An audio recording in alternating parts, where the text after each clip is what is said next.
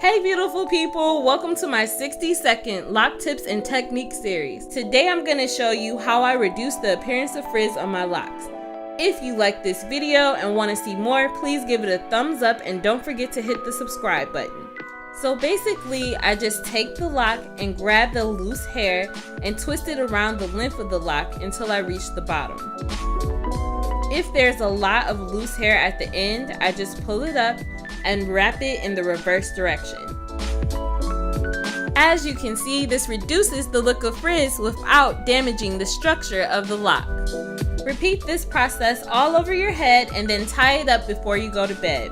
So that's it guys. Let me know in the comments if you found this video helpful or share your tips on how to reduce frizz below. Until next time, peace, love, and good vibrations, y'all.